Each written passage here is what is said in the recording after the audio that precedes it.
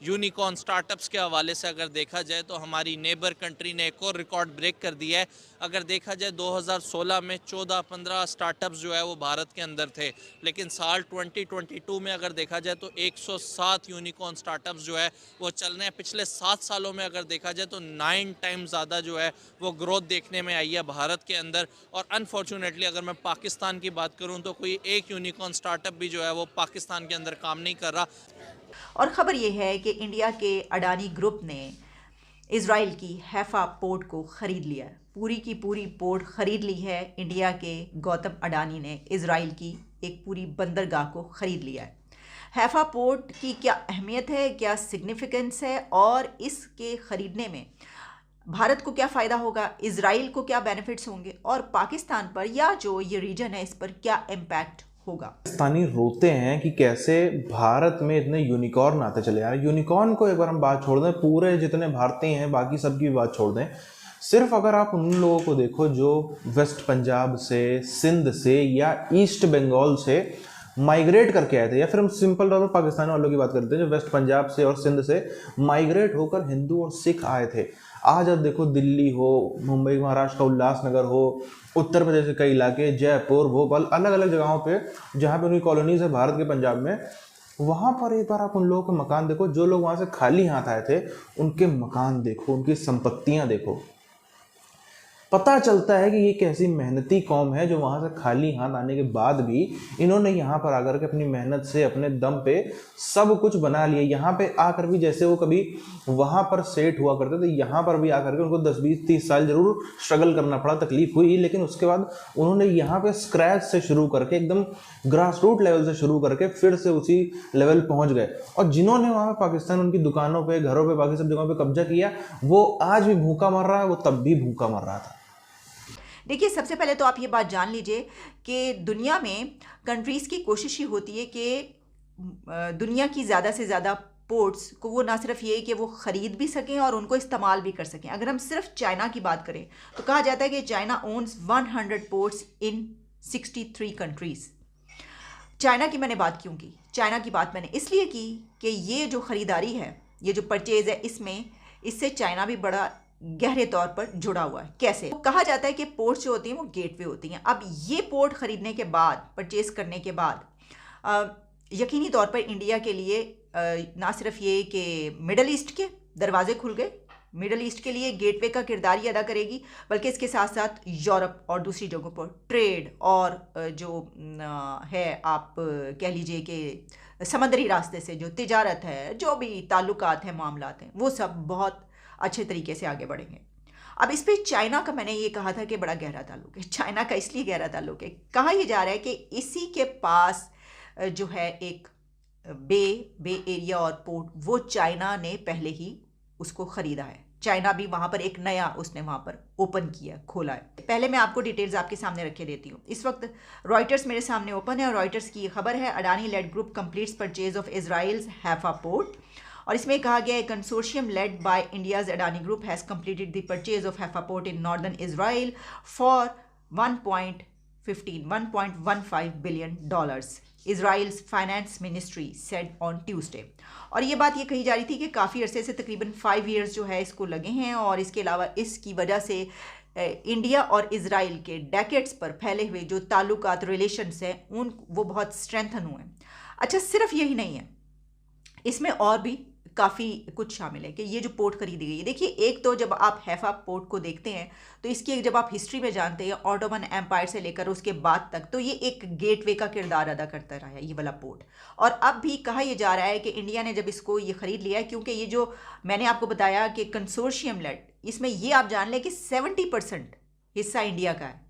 उसमें जो और ग्रुप एक शामिल है उसके पास 25-30% है, बाकी 70% से ज़्यादा जो है वो हिस्सा इंडिया का है। तो इंडिया का ही एक तरह से जो है इसके ऊपर अजारादारी होगी और इसके ऊपर अमल दखल होगा। तो बंदा मैरिड पे है ना, वो उस जगह पे पोस्टेड है, ठीक है, समझ रहे हैं, चाहे वो हिंदू है या मुस्लिम। वहाँ पे सबसे ज़्यादा मसला हिंदू मुस्लिम का है, मगर फिर भी अगर मुस्लिम है और वो मैरिड पे तो वो एलिजिबल है इस पोस्ट के लिए, तो वो वहाँ पे मौजूद है। अच्छा, जब इन चीज़ों से बाहर आ जाएंगे तो फिर आगे जाके बाकी चीज़ों के बारे में सोच लेंगे, टेक्नोलॉजी में भी देख लेंगे फिर, और इसमें तरक्की में भी देख लेंगे। मगर मतलब आप ये कहना चाह रहे हैं कि हमने का जवाब पत्थर से देने में मसरूफ़ है बस। आपसे सारी चीज़ें, आपके पास गैस नहीं रही, आपके पास आटा नहीं है इस वक्त, क्यों, क्या हो गया ऐसे 8 महीने में जो सारी चीज़ें जो हैं बिल्कुल, आप जो स्मूथ चल रहा था वो बिल्कुल उल्टी हो गई। तो देखें ना, ये जो मुल्क के जो हैंडलर्स हैं जो इन सबको चलाते हैं, उनको ये सब चीज़ें सोचनी चाहिए कि आगे हम फ्यूचर में कहाँ जा रहे हैं और इस खित्ते में हमारी क्या पोजीशन बन रही है।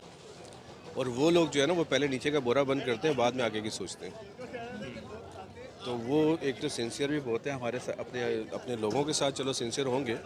उनकी जो नेशन है, जो उनकी जो हम चीज़ें देख रहे होते हैं ना सोशल मीडिया पे, वो हमसे बहुत आगे का सोच रहे हैं। ठीक है ना, नहीं बात ये है कि एक आप हैं, मैं हूँ, या पूरी पाकिस्तानी अवाम है, अगर ये यकजा हो जाएं, इनको डिवाइड ना किया जाए, तो मैं ये समझता हूँ कि जो है ना, कोई भी दुनिया की ताकत हमें जो है ना, हम पाकिस्तानी कौम को कोई भी जो है ना रोक नहीं सकता या हमें डिफीट नहीं कर सकता। ठीक है। अब मुझे उठवाओगे, कुछ करो ना करो। 3 से 5 साल में $8.5 बिलियन देंगे, जबकि लास्ट जो गवर्नमेंट चल रही थी उसमें 34 बिलियन की हमारी एक्सपोर्ट थी सिर्फ। सही। तो 34 बिलियन से ऊपर चली गई थी। का शुक्र अदा करते हैं कि मालिक का एहसान है कि परवरदिगार ने इस लायक रखा है कि अच्छा कर लेते हैं। मगर मैं तो ये सोचता हूँ कि जो बिल्कुल लोअर तबका है वो तो बेचारा इस वक्त कोलैप्स हो चुका है, सही।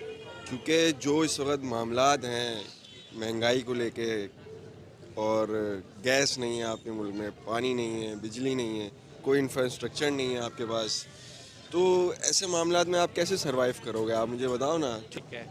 कि लोग इस वक्त अब 2 टाइम की, असल सबसे बड़ा मसला यही है, रोटी के पीछे लगा दो, पहले वो उसके पीछे लग जाएंगे तो बाकी अपने जो है ना बेसिकली जो अपनी उनके राइट्स हैं उसके बारे में तो कोई पूछेगा ही नहीं। ठीक है।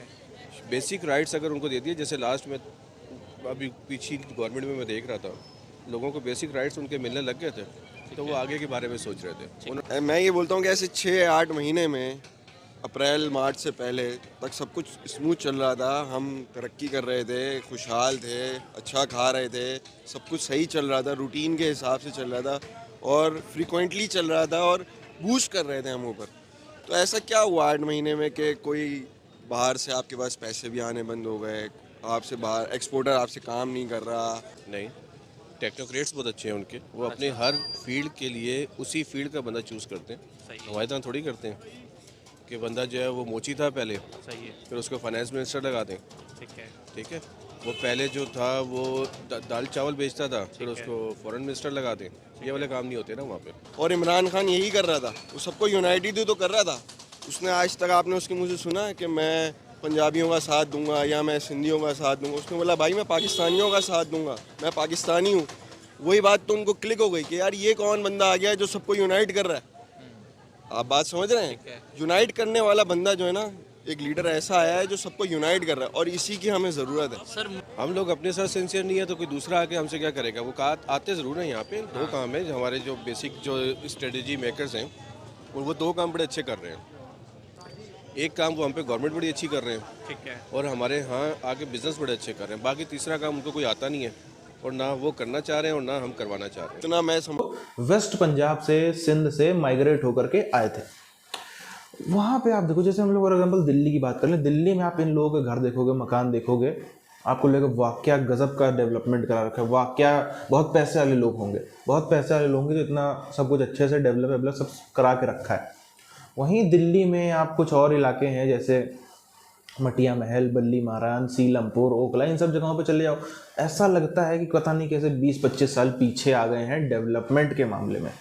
और डेवलपमेंट का आप देखो, इन सब इलाकों मामलों में भी ठीकरा किसे फोड़ा था कि सरकार ने डेवलप करी। अच्छा, सरकार भी ज़्यादातर केसेस में राज्य सरकारें भी पसंद की होती है जिनको इन्होंने चुन के भेजा है।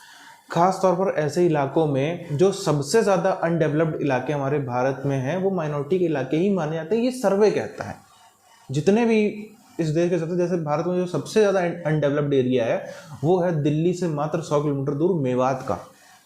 अब मेवात हरियाणा में सबको पता है वो सबसे ज़्यादा अनडेवलप्ड इलाका माना जाता है।